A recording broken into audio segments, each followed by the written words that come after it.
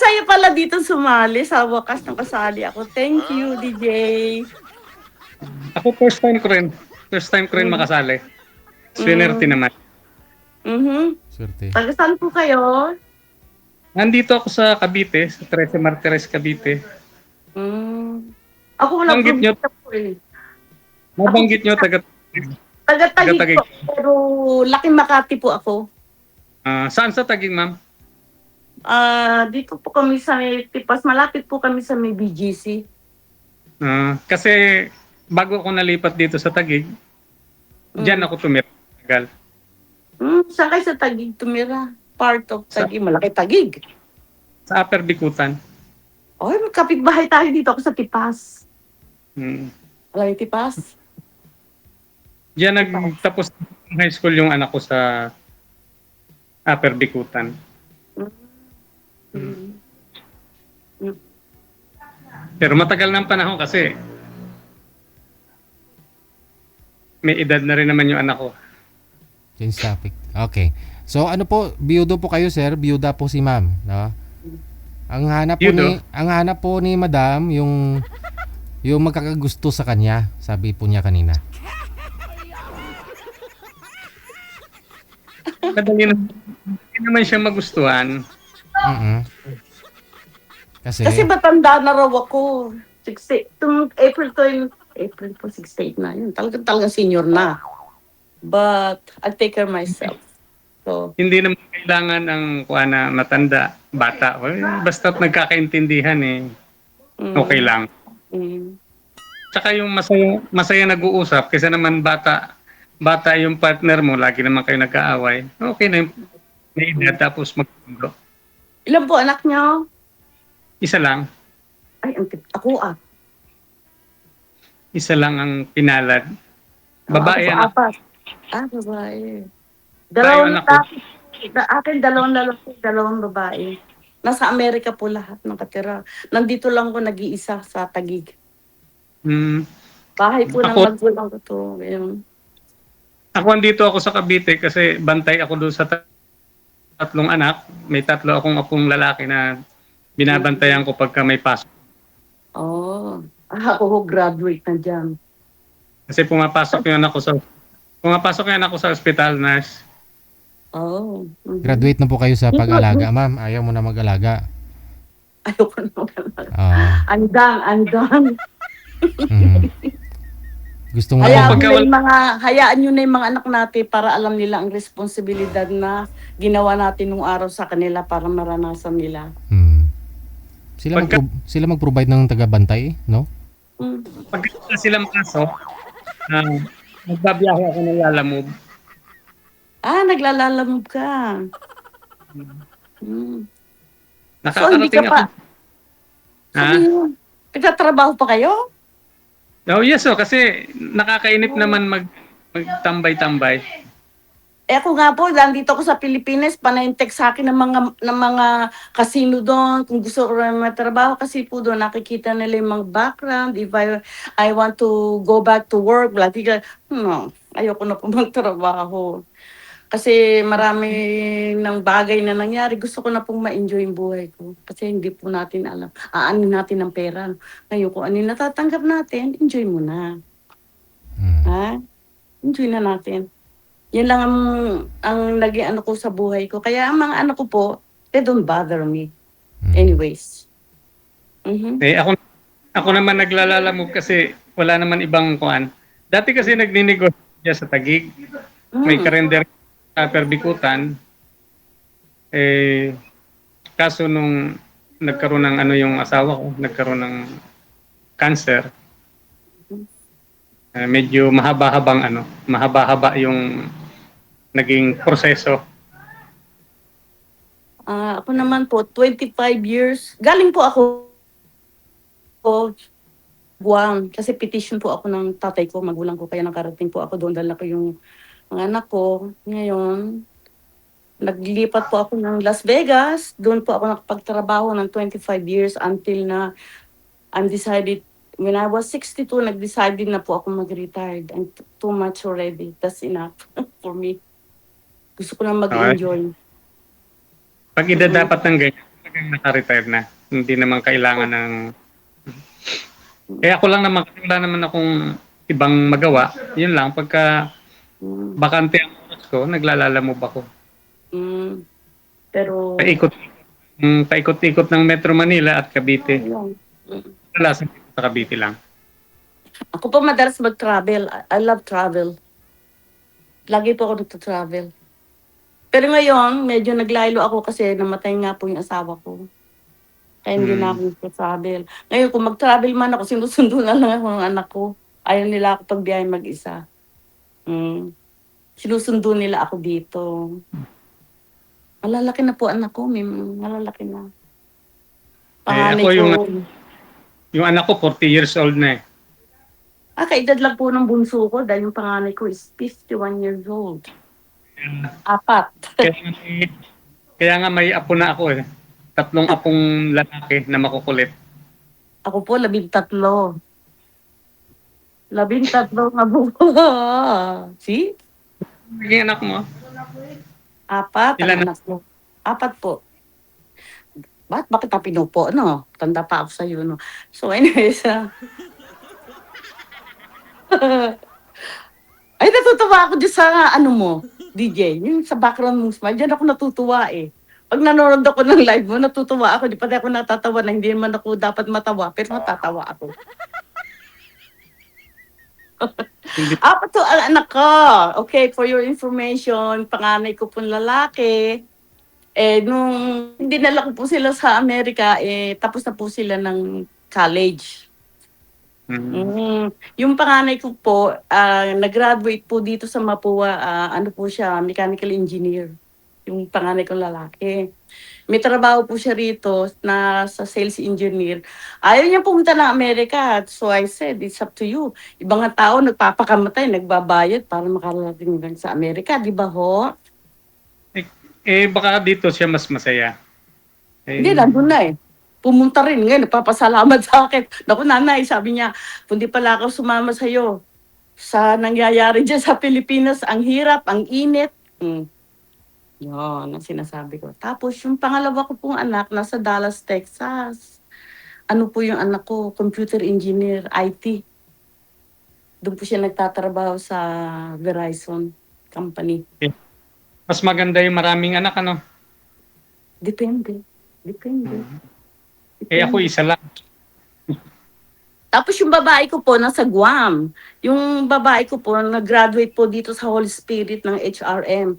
Ngayon po nagtatrabaho siya sa Federal Post Office sa Guam. Ngayon yung bunso ko po kasi siya ang bata, doon po nag-aral, military din po yung anak kong babae. Tapos ngayon pinag-aral siya doon ng tinulungan ng army, military. Nakagraduate naman po ng accounting yung anak ko. Nasa hotel po siya ngayon, accountant. Napakaswerte mo. Tapos yung apo ko pong isa ay na ano po, scholar. Pinag-aaral po ng gobyerno ng Texas. Free everything. IT rin po ang kinukuha.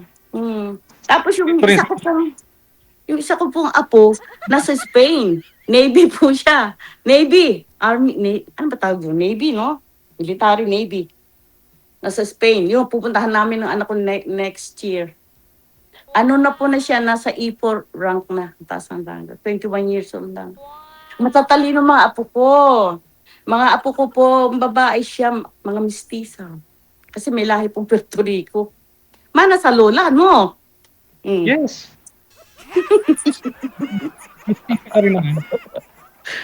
Yeah. Ganun lang ang buhay. Saan ang province mo? Wala po akong province, sabi ko sa inyo. Talagang taga Makati ako, Manila girl. Makati po. Kaya naman kami napunta rito sa Taguig kasi yung pong mga grandparents ko taga rito, nung araw po kasi sa Makati, masyadong crowded. Magulo. Dito kami lumipat. Hanggang sa dito na ako nakapag-asawa noon. Hanggang sa ngayon, dito ngayon ako nakatira. Bahay Saan na yan? namin. Taguig. Sa Tipas? Tipas. Dito, sa may barangay Tipas. Tanong mo lang pangalan ko dyan, kilalang kilala ko sa barangay. Oh. Mm. Doon sa baha. Wala nang baha po dito. Ana. No, malilit kami. Diyan nga po ako natutong lumangoy sa baha. Sa Upper Bikutan kasi walang baha. Ay, wala. Diyan, mataas po yan. Mataas yan. Mm. TI. Sa may FTI. Mm. Katabi ng mahal. Mm. Mm. Ganyan lang ang buhay natin. Ibig sabihin, enjoy na lang. Minsan nga po, wala akong makausap dito. Yung aso ko, ayaw naman sumagot sa akin. Nakausap mo, nakatingin lang sa akin. Eddie, wow. Yung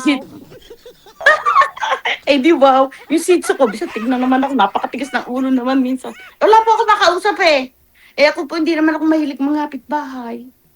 Hindi ako nakausap. Lagi tayo mag-usap. Pwede rin.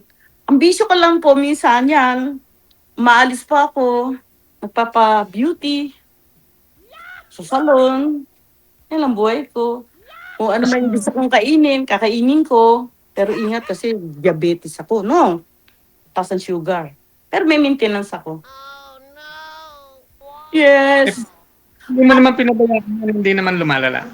Hindi kasi po, namana ko po sa mga grandparents ko. Nasa dugo daw, sabi ng doktor ko. Kasi yung tatay ko, nanay ko, yan po ang naging dahilan ng ano nila. Diabetic nila.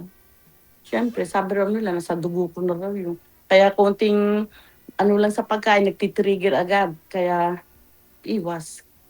Hindi na ako nakain ng kanin. Wala, tinapay na. Mahal ang bigas. Ay, kahit tinapay, hindi ako nakain. Mahal po bigas. Buti na lang, no? Sa mahal ang bigas, huwag na kayo kumain ng bigas ng kanin. Ano lang ho ako, puro isda, gulay. Yan. Hindi ka naman nangangayayat. Ay, tiyo. Di ho. Baka naman, ha? Pa? Joke. Baka pag isda 1 kilo, Puro walang ulam kanin. ako. Walang kanin. Wala. Tsaka di po ako nakain ng isang putahe lang. Pag meron po akong isda, kailangan meron po akong gulay. Tsaka kailangan meron po akong meat for protein.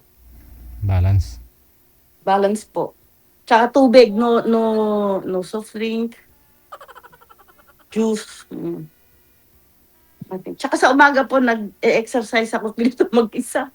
Marami naghihikayat, zumba-zumba. Nako, hindi ako mahilig makipag-social. Huwag ka sasama sa simba. Hindi ako mahilig makipag-social dyan sa mga taong magsumba ako mag-isa rito, mag-music ako, sarili ko, pawisan ko dito, malaki po itong bahay ng nanay ko. Walang nakikialam. Oo nga. Di ba? Kasi Yan yung ang mga lifestyle ko. nagsusumba, Apa? yung mga nagsusumba kasi pumapangit eh. Ano? Hindi nagsasabi lalo dun. Oo. Mm. Tingnan mo yung mga nagsusumba, pipilay-pilay na, tapos andun pa. Dito sa amin po, sumba-sumba. Maya-maya, nakikita ko, nagkakainan dun. Ay, kinakain din. May pansit. Puro carbohydrate din ang kinakain. Paano ka papayag mo? Bihira ka lang makakita na nagsusumba na sexy at saka maganda. Pero ayokong payat. Ayoko po maging payat. Pag payat ka, para kang malnourished. Hindi naman maganda pag... Hindi naman maganda. Okay lang itong katawan ko. I don't care. Kung ano sabihin ng tao ko, payat ka, mataba ka. Basta ako masaya sa buhay ko. Now. Kung ano yung naan dyan, hindi mo kailangan... Ngayon po, easy life. Easy life. Easy life na ako. Marami na rin po ako kasing pinagdaanan. Kala ko nga po, muntik na nga po akong bumigay. Kaya po sinundo ako ng anak ko, dinala ako sa Amerika. Dinala po ako sa psychiatrist. Kasi na-depress ako. Mahirap pala yung pag-asawa mo, nangangapit bahay, no? Di mo alam kung saan kapit bahay. Saan bang kapit bahay dito yung asawa ko? Ganun, no?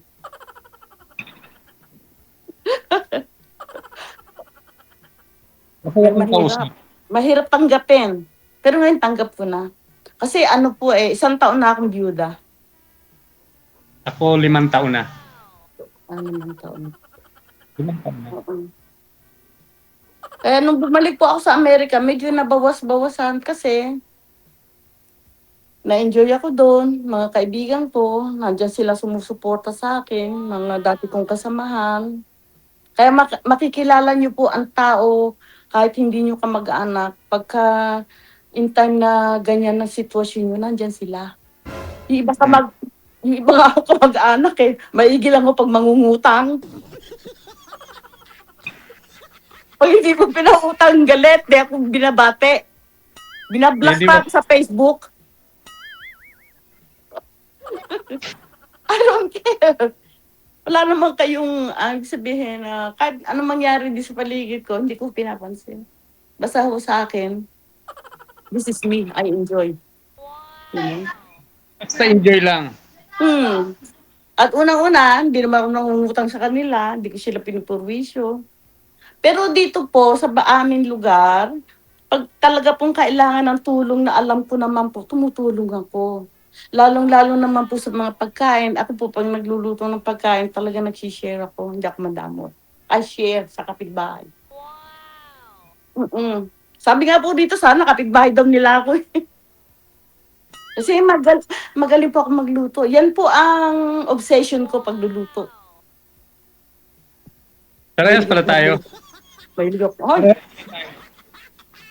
Mahilig ako magluto. sana Mm. pagluluto mo ako, parang hindi na ako magluluto. Ano?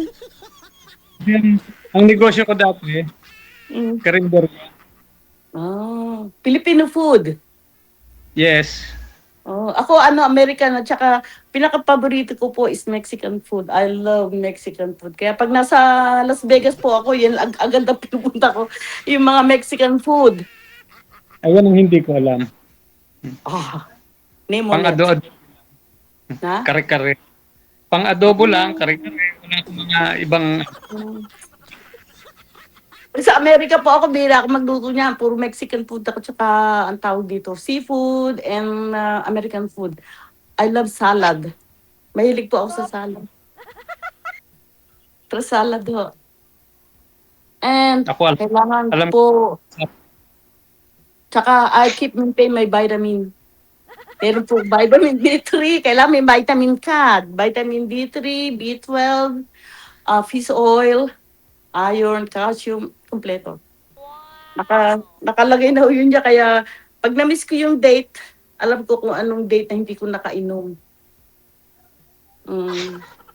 maintenance mo yung mga vitamins. Vitamins, tsaka support din ng mga pagkain.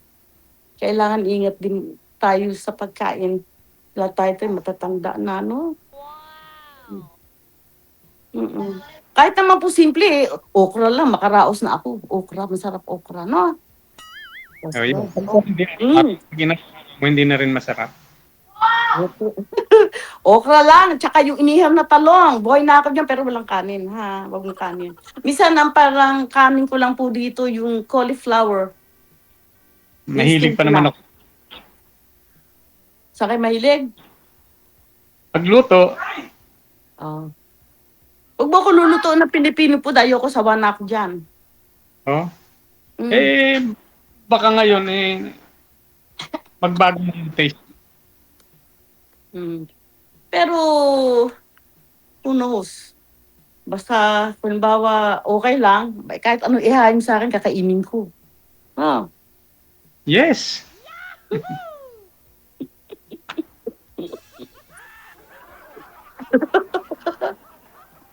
DJ! Na-enjoy ako sa program mo talaga. Mm-mm. Matagal ka na Na-enjoy ba? ako. Matagal ka na sumasali dito? Alima? Matagal ka na sumasali dito? Hindi ko ngayon lang. Pero, nag-umpisa ho ito, nung nandun po ako sa Las Vegas, na-scroll ko lang itong si DJ. Nanonood ako. Tawa ko ng tawa, sabi nung anak ko, why you laughing? Sabi ko kasi nakakatawa si DJ. Lalo yung mga ano niya. Natutuwa ako. Kaya doon pa lang sa Amerika, last December nag-start. November or December, around then, nakikita ko siya. Eh, minsan di ako makapanood kasi minsan busy ako. Eh, sabi ko, why not? Why should I not try? No? Kaya nag-try ako. Kulit ko nga, uy. Tanong mo dyan sa kay manager niya. Kinukulit ko na. Ba't wala pa akong mahanap?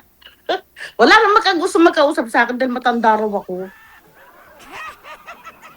So, isang buwan pa lang akong nakikinig dito. Isang buwan pa lang. Sabi nila matanda. Ayaw nila Naman po, hindi- makipag-usap sa akin kasi matanda na raw ako. 68.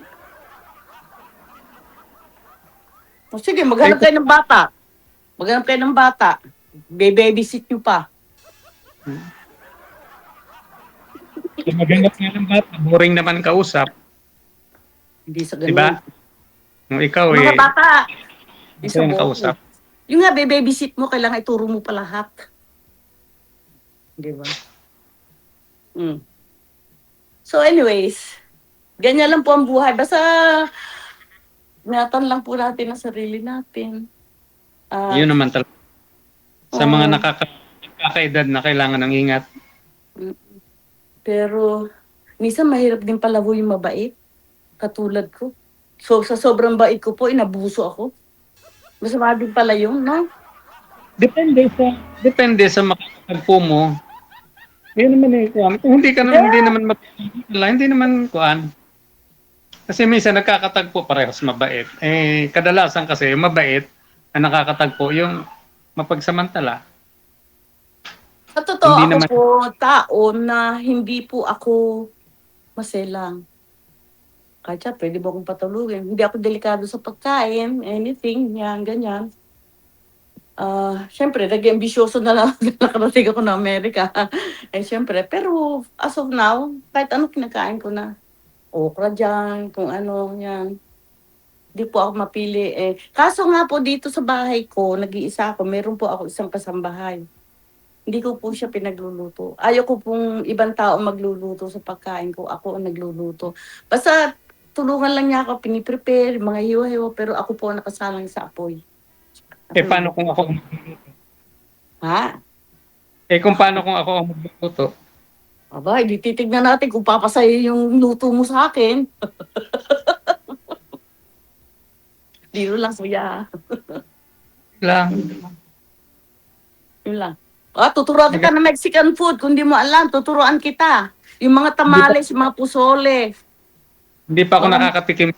Hindi pa nga ako nakakakita. Masarap po. Parang Pilipino pero masarap ang Mexican food. Lalo na mga tacos, paborito ko po yan.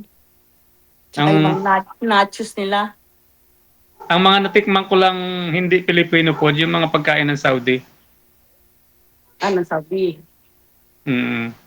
Kasi nung araw nag-Saudi rin ako. 1980s nag-Saudi ako.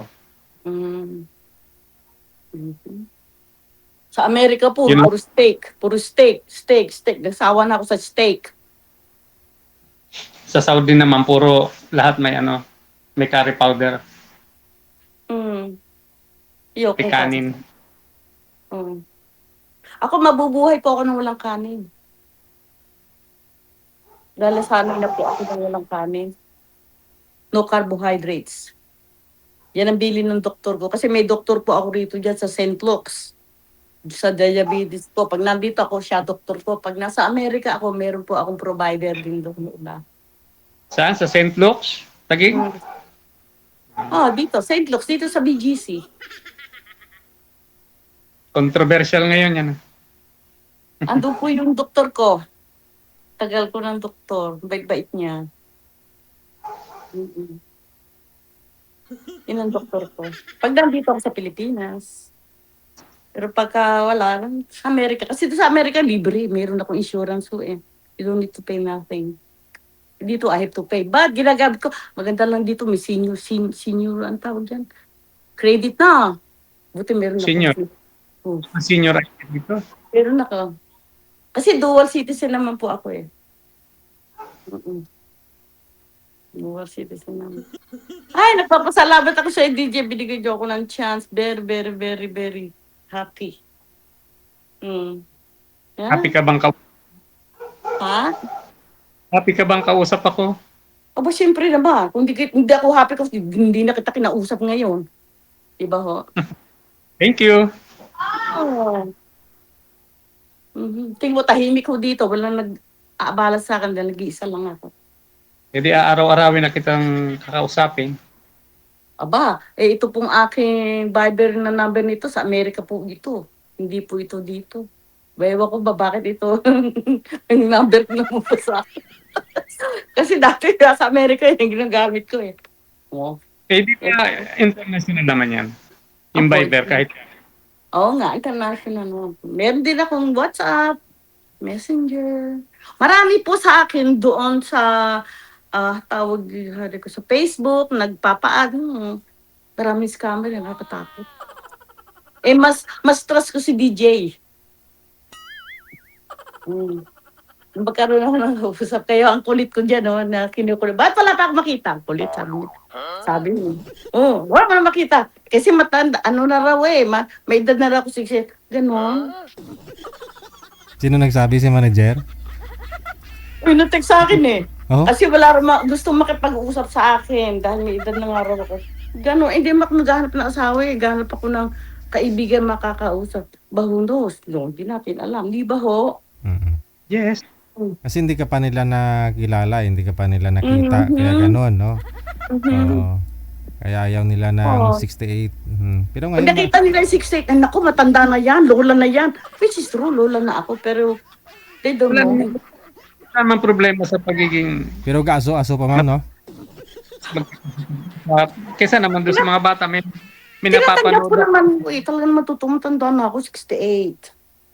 Okay lang yun, no problem sa akin yan. Pero aso-aso Kung pa. ayaw nilang makipag-usap, buwag. Pero nangungulit, buti na lang, kinausap mo ko. Mo, ikaw lang ang nakausap. Naghahanap din naman kasi ako ng makausap na katulad mo. Oh, O siya, Hindi bored. connected na po kayo dito, tuloy-tuloy lang ang usapan ninyo. Maraming salamat sa time. Okay. Okay, bye. Salamat, DJ!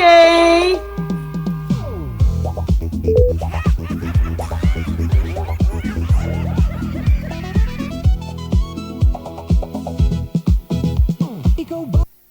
68 years old, nag-aaso-aso pa. Isang taon na lang 69 na. Ang malungkot, walang makakausap at nag-iisip. Isang dekada na ang OFW Emotion TV Radio. Isang dekada na